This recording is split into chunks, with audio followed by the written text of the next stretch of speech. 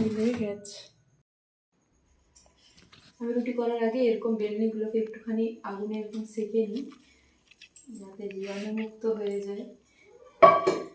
প্রত্যেক দিনই এরকম সেঁকে এটাই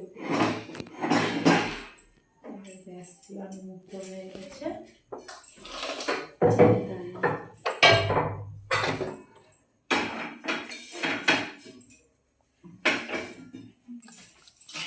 আটাকে মেখে রেখেছি।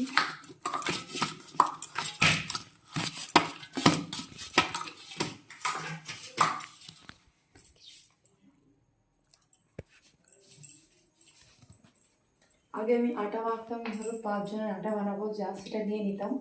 নিয়ে নেওয়ার পর দেখতাম আটাটা মানে জল ঢালতে ঢালতে এতই বেশি হয়ে গেছে, তখন সে 10 জনের রুটি তৈরি হয়ে যেত। এই জন্য এখন মোটামুটি শিখে গেছি কতটা কী পরিমাণে লাগবে। তো এখন আজকে ভালোই ঠান্ডা পড়েছে, তাই ভাবলাম একটু রুটি করা যায়।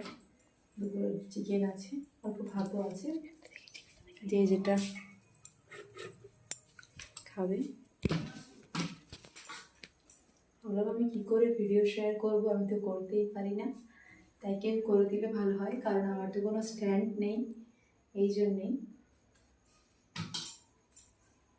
আগে রুটি বানাতে পারতাম না, এখন খুব সুন্দর শিখে গেছি। বিশেষ করে ননস্টিকের তাওয়াতে যে কোনো লোক রুটি বানাতে পারবে। একটু আটা বার করে আনি, একটু আটা বার করে আনি। এখানে ময়দা বার করে নিয়েছি। আমি যখন রুটিটা বেলি তখন এই ময়দা দিয়েই বেলি, কারণ ময়দা দিয়ে আমার মনে হয় ভালো হয়।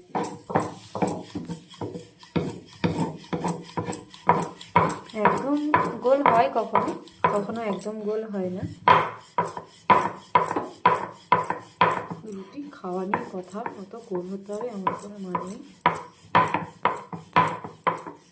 এখানে দেখা একটু রুটিটা কেমন গোল করেছি।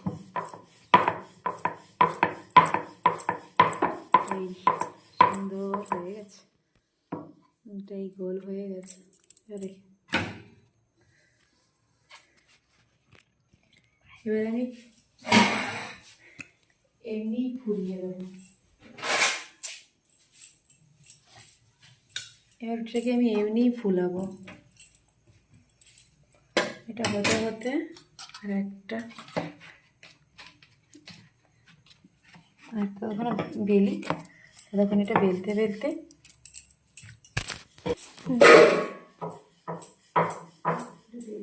এটা হয়ে যাবে।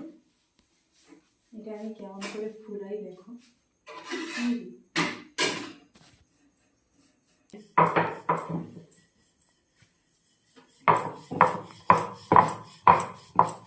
রুটি দেখা, এটা আমি এমনি করেই ফুলিয়ে দেবো, খুব সুন্দর ফুলবে।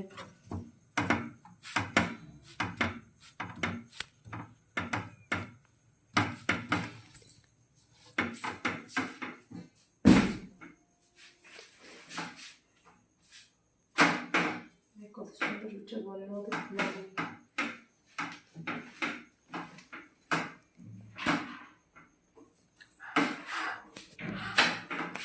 এবার দেখ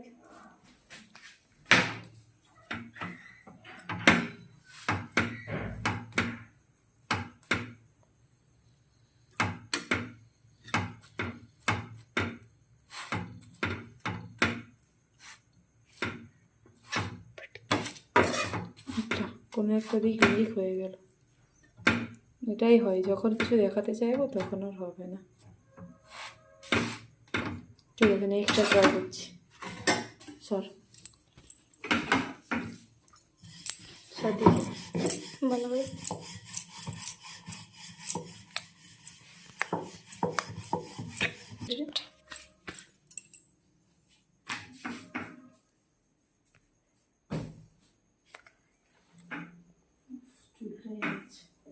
এটা ফুলে সুন্দর করে।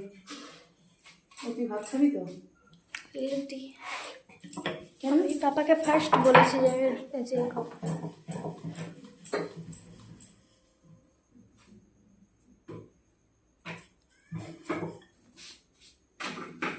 ফুলাবো না।